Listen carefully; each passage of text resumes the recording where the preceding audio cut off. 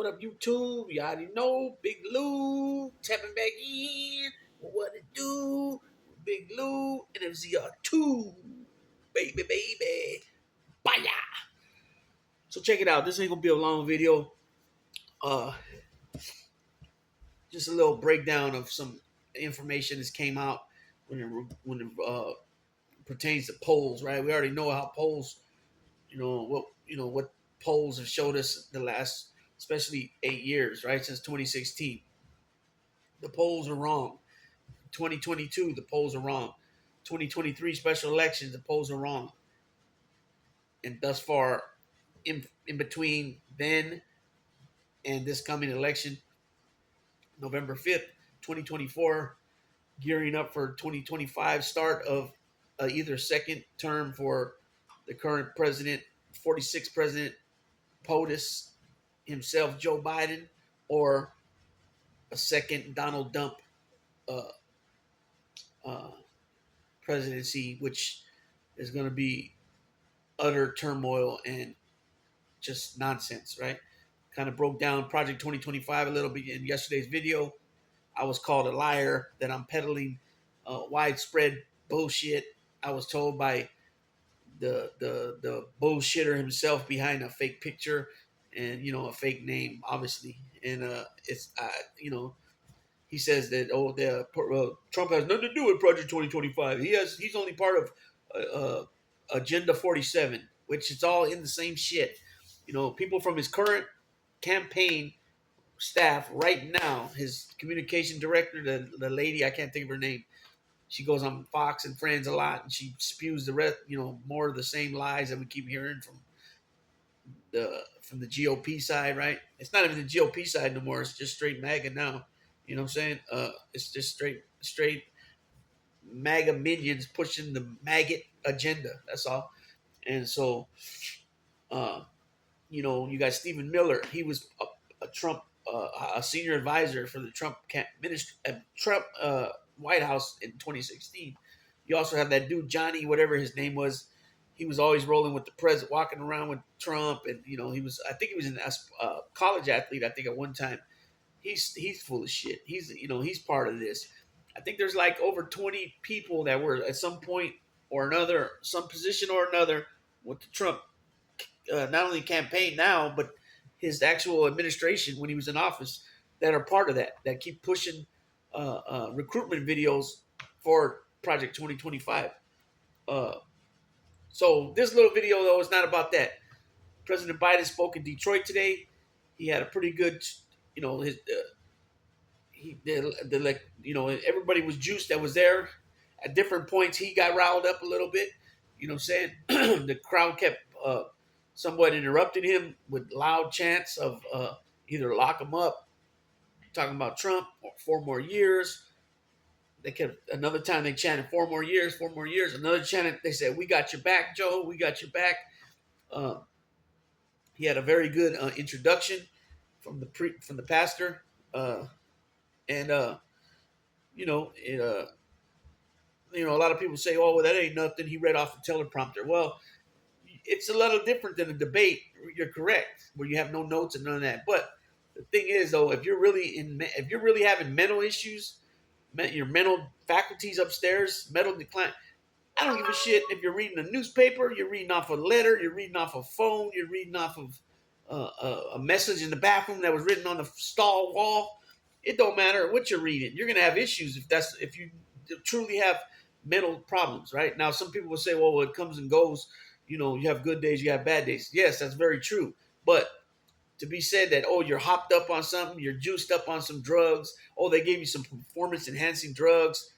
If you're having problems, okay, this is what I've learned from people that I've been around. I had a good friend of mine. He passed away, and his name was Mark. And he would sometimes fumble up his words, and sometimes he would stutter, and he didn't pronounce things right, and he didn't read real well, right? But I do know one thing: anytime he was hopped up on meth, because I heard that being said about the president, he had a really hard time talking. I mean, he would stutter a lot, So Ain't nobody in this world. And when you hear stuff like this, it's from people that got no clue what they're even talking about. Even a doctor wouldn't even know if they wouldn't even get this shit right unless they are real familiar with that issue that being spoke about. But just because you say, "Oh, I'm a doctor," that don't mean that you know anything about other than text that you read, things in the textbooks that you read or heard a story from somebody. But if you don't necessarily deal with people on a daily basis or a pretty regular basis, then you're not going to recognize somebody being, on something, reading a teleprompter or, so, the man always had problems saying the wrong things. Uh, I've done it already in the last couple of days on the video, on making videos, and I'll say, "Oh shit, I fucked up again," or "I messed up again." I had a Joe Biden moment, and I'm saying out of joking around, playing around, whatever. But there's some truth to that. He had a hard time, and it could have been a lot of different reasons why he had a hard time that night at the debate. You know what I'm saying? They said he had a cold, some jet lag, which they try to say, "Oh yeah, but he traveled so many days before that." Well, that's true, but if you got jet lag and you're not getting the right amount of sleep, and then you get sick, right? And then that's keeping you from getting good night's sleep. At some point, it's going to catch up to you, right? Now, I'm not saying that's what happened to him, but I'm not saying it couldn't have been what happened to him. And it looks like, in my opinion, it was a combination of a few things. It could have been, like I just mentioned, the two: his sleep. He had, the jet lag, him being, not getting no rest because of the jet lag, throwing off his time frame to sleep, and well. Also, the him having a cold, preventing him from getting good night's sleep because if your nose is running, you're coughing, you can't breathe out your nose correctly, you're gonna have some issues there. I know I battle with that. Like right now, my nose is clogged up, and I've been asked, "Oh, you're doing speed?" Like because my nose is clogged up. I don't. Just people got something to say, and they're hitting him real hard right now, and it's. I mean, it is what it is. They all got the right to say what they want and have their opinion and all that. But another thing was I believe he was prepared. They tried to overly prepare him, like with actual data, like numbers and all that. And I don't think none of that was necessary. Where he had to say the number of jobs created or the numbers, in the last quarter or this quarter, and the percentages of unemployment, for the past 28 months or whatever. I don't, he could have put those he could have talked about all that without having to get down to the specifics, like right now, specifics. But I said specific. I said it wrong, but I can't remember how I said it. Nonetheless, I don't think that was warranted to have to break it down exactly. Okay. Then you're up on the stage with somebody that everything's coming out of his mouth. He's lying. Everything he's coming out of his mouth is lying. You know what I'm saying? And so if you got to keep up with all that at all at the same time, right? And I think too, I don't think he clearly understood the rules either. Um, somebody can say, "Oh, you're making every excuse." Well, maybe I am, but I'm not doing it. I'm not trying to say it's excuse. I'm telling you right now, I don't know what happened that night. These are just things that I'm assuming because of knowing how, me being personally sick. I don't really have too much to say about jet lag because I've only been on a plane. I've only traveled once in my life on a plane. Um, but I do know that when you're going to places where the time frame is, you're talking about the U.S. where the time is only off a couple hours, up to 3 hours, right? But then when you go to like to Australia, different places overseas, the time is like could be 16 hours different, 18 hours difference. You know what I'm saying? It could be a totally another day in another place, and you're calling them, and that's because of the difference of the time. So, you can't say, "Oh no, that can't be true." You know what I'm saying? And he got caught up a few times where he said, thousands instead of millions and millions instead of billions, and I heard that a few times. But then Trump's over there talking about, all he got to say is just, he'll say something like, "Oh, we brought it back and we made millions and billions of dollars," and he'll say something like, we see to it that they would, that they paid their fair share. They paid thousands, hundreds of thousands, millions of dollars, and it's just all bunch of bullshit. It didn't even sound good in my opinion because I know it was bullshit. But if I'm somebody that don't know nothing about nothing, it sounded like he had it together that night and he knew what he was talking about. He was saying he had substance and truth sounding to it. But when you know who Donald Trump is, you know that nine times out of 10, nine and a half times out of 10, it's going to be a lie. Like the Pinocchio style mofo he is, right? So what I'm getting to is this, right? Biden's always had gaps, however you want to say that, slip ups, right? Where he'll say the wrong names. You know what I'm saying? He's done that a lot. We've seen him say other things over the years, and when he was younger, it was a lot worse. His stutter, he learned how to master it and get around it for the most part. But you can see when he's having struggles, he closes his eyes, and then he's learned to, like Donald Trump does, but in a different way, he learned how to not distract, but like pivot off whatever he's being asked that he's having trouble with, and then he'll stop and he'll go, folks, what are we doing here? Or folks, you know, this this is crazy. No, this is no joke. He'll do something like that. When Trump will be asked something like, "Oh, where do you stand on women's rights to choose? Because you've been pro-life before, and you've been pro-choice before, and now and you've been pro-life before." And he'll say something like, "Well, I think you guys know where I stand." But Ronald Reagan was, Ronald Reagan was formerly a Democrat, and then he became a Republican.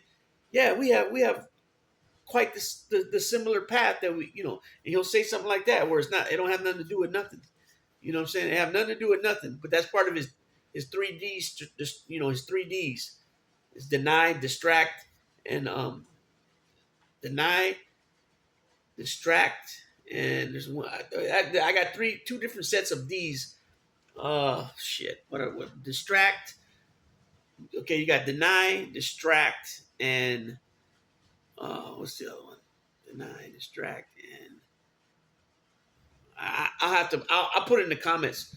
I got them written down. They're right there in my car because I had two sets of 3Ds where one was I can slide in another word.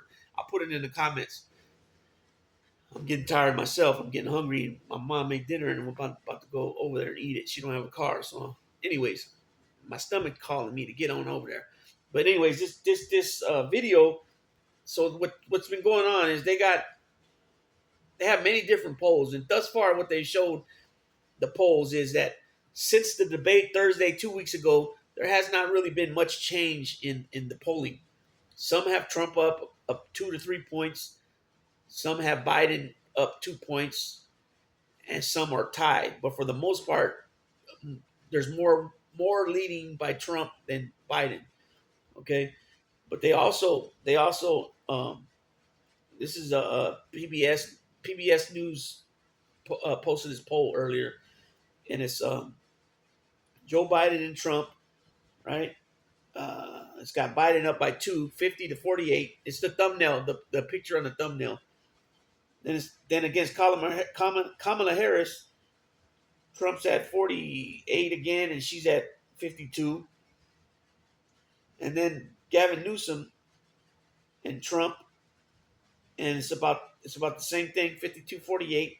And then Governor Whitmer of Michigan, it's like dead heat, 49-49. Okay, so on most of these polls, they're only polling so many people. Like maybe it's not. That's why you can't really go off these polls because you don't know what geographical area they're polling, what state, what county, all that stuff, right? You don't know what time they're trying to get a hold of people to do this polling, right? You don't know what the questions are being asked, if it's just a straight up question or is there sets of questions and then they average it out to come out like with an overall type deal. You know what I'm saying? So the polls really can't show, they're not definite answers, right? And everybody got hit with this real hard in 2016, right? So it's been clearly said, Trump at this point, Trump has never been beaten by no Republicans beat him on any of the levels, right? Any of the primaries, any of that, right? He's beat all of them, right? Shredded a lot of them. Then on the general scale, he beat Hillary in the first one, but she won the popular vote by like what 3 million votes. I think it was 2 point something million, 3 million, and then Biden beat him in 2020. Um, both of them, got a lot of votes. I think between the two of them was over 153 million. Biden beat him. What was it? 80. I don't remember exactly, but he won by 7 million. I think it was, if I remember correctly, I think it was like 73 million for Trump and 80 million for Biden. Um, Up until that point, nobody in history had ever even got as much votes as Trump got. So he's still, even though he lost, he's still second most vote getter presidential election history. But again, he lost the popular vote, and so I don't. He's going to do that. It's going to happen again this time. I just don't. It's a totally weird system they got where. I mean, I'll be real with you. Even the way that they got the senators, there's 100 senators, 2 senators per state, one senior senator, one junior senator. But how the hell are you going to tell me that a state like Maine, or yeah, I guess Maine, one of those smaller states, their 2 senators are equal to 2 senators from California? I mean, it should be more like, California should have, 4 to 6 senators, California alone, and smaller places should have 2 senators. You know what I'm saying? I think that's how it should be done, because otherwise, this whole college, uh, the electoral college, the way that the presidencies won. I mean, these things were enacted in 1780 something. You know what I'm saying, or whatever it was. Because they didn't have all the states yet. You know what I'm saying? California didn't come into effect till 1849, or what was it? 1849, I believe it was. Uh, some states came a little bit before that, but they weren't around like those New England states were. So they need to revamp that too. You know what I'm saying? That the term limits for the Supreme Court justices, the term limits for U.S. senators and House of Representatives, they should have term limits. I would say anywhere between, I would say probably 12 to 16 years tops. You know what I'm saying? You got some of them been there for 50 years almost. Grassley, uh, Dick Durbin, Patrick Leahy. You know what I'm saying? These guys came in around the time Biden came in, and they're still there. And Biden, Biden probably would have still been there too. He had 36 years in as a senator. He had 8 years as a vice president, and now 4 years as president. And then looking to extend that to 8 years. So, he has ran many federal elections.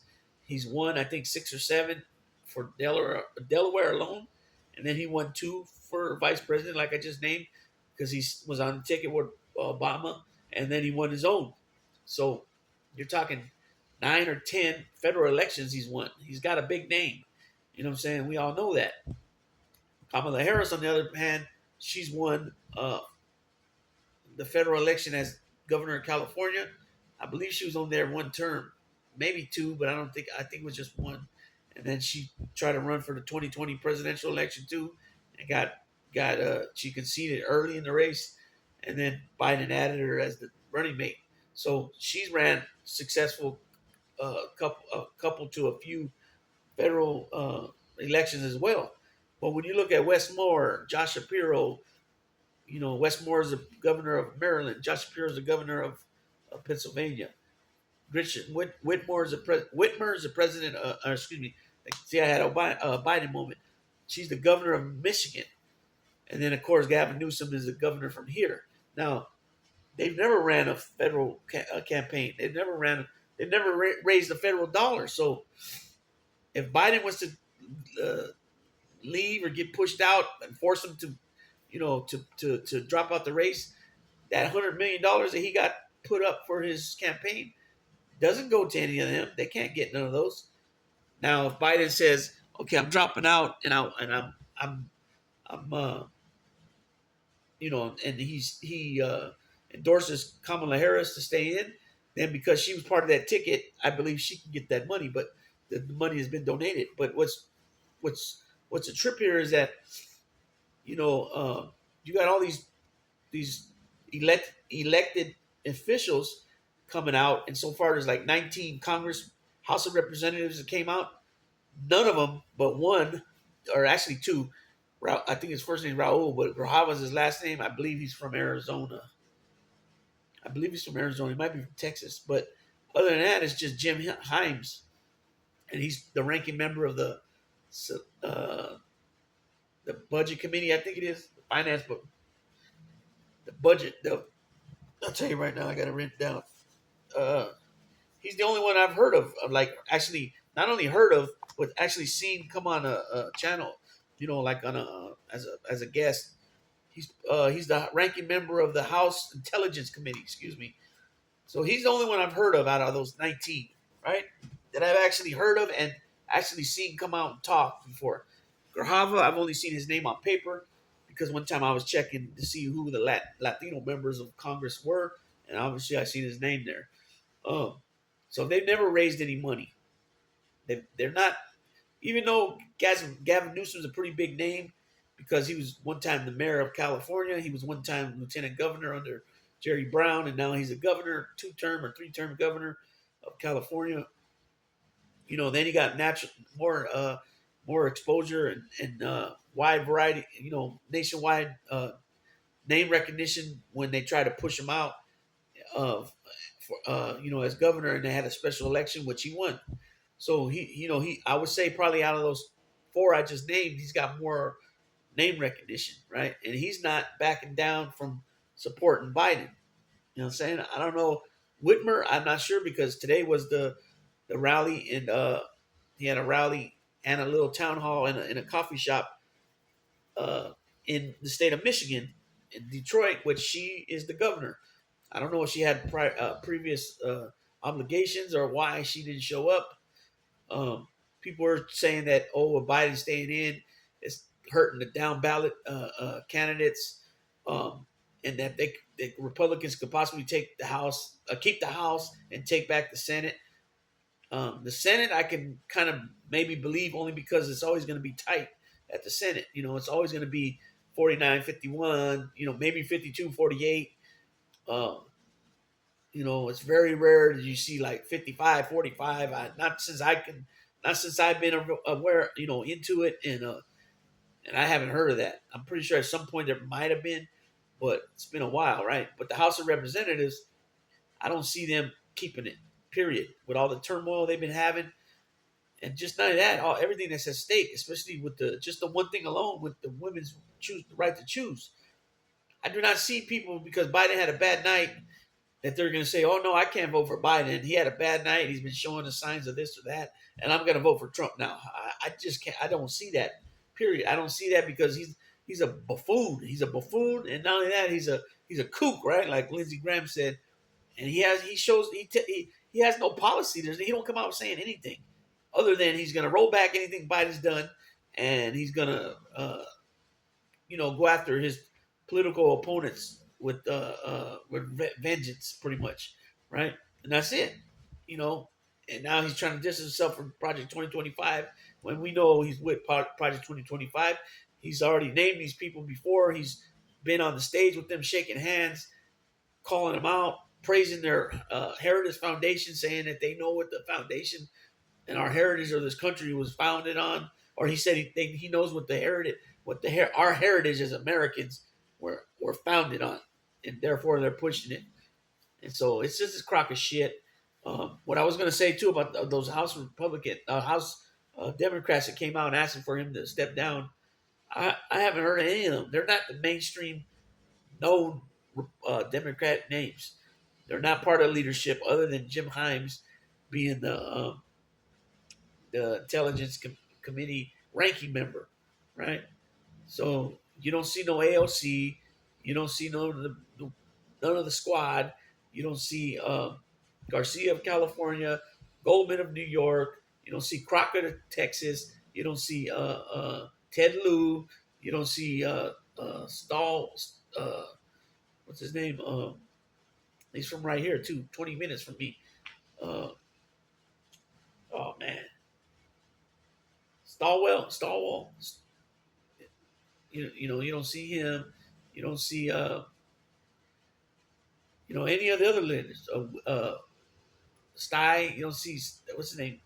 Uh, I can't think of his name right now, but you don't see Barbara Lee. Hakeem Jeffries hasn't came out saying it. You know what I'm saying? He's more like, oh, there's an opening if that's what he wants to do, but he's not saying step down. Pelosi ain't said it. She kind of watched her words, and Dingle didn't say it. A lot of them haven't said it. These 19 are not really mainstream. Yeah, of course they got their constituents and they're from where they're from. Not saying nothing about that, but until you start seeing some of these Democrats that are more in a more of a big name, or that their name very carries, that what they say carries more weight.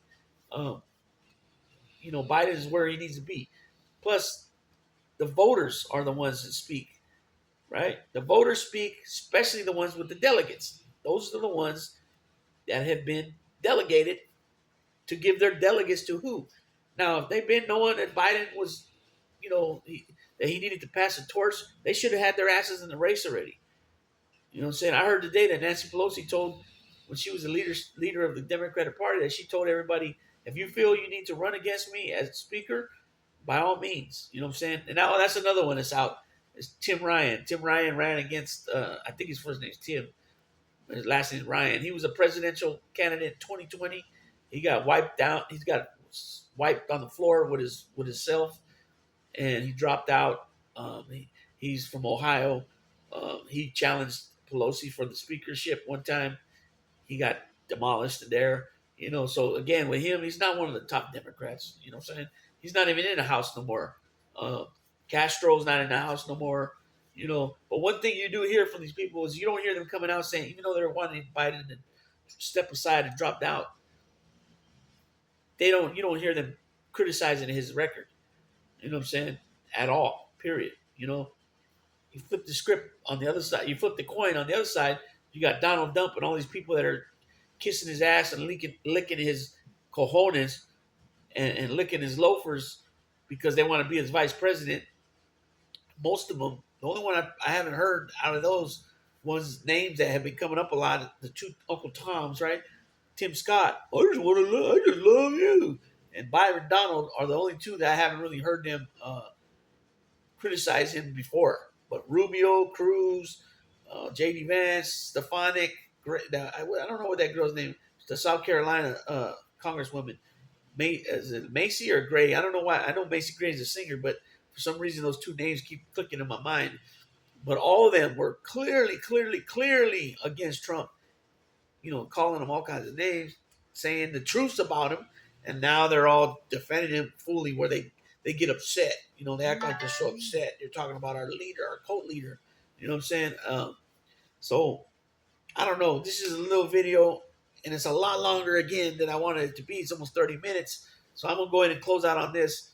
Hopefully, I hear back some comments in the comment section, and hopefully, don't come with just some you're lying. Come with some facts. I don't care what you say. Oh, he's not part of Project 2025. He's with Agenda 47.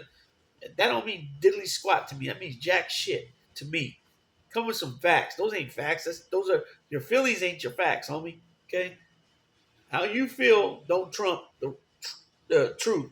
No pun intended. You feel me? So come with some real shit, man. Don't come with some funky ass BS bull jiving shit that you jive ass turkeys always come with. And I said all that in a nice sense because I could have been brutal with it, but I ain't. But I'm gonna. And anytime you people want to come on and we'll talk about it, right? And you got my word that it won't be disrespectful. I won't mute mics. I won't do all that. But if you're so sure of yourself, I'll make a live stream just for you to come on. And you don't got to show everybody your face if you're not comfortable with it. But before we go on, I got to see who I'm talking to, you know, behind the scenes before we go on live. So the green screen, the green room, so to speak. And then we can turn your camera off once we go live. But I got to know who I'm talking to. But you have my word that I'll turn the camera off, and you can do it yourself, too, or you do it. I mean, but I got to see who I'm talking to initially, and then you can kick it off, even while we're talking. But I got to see who I'm talking to, initially. You know what I'm saying? And with that being said, I'm gonna go ahead and close on out on this one. Until the next time, baby, baby.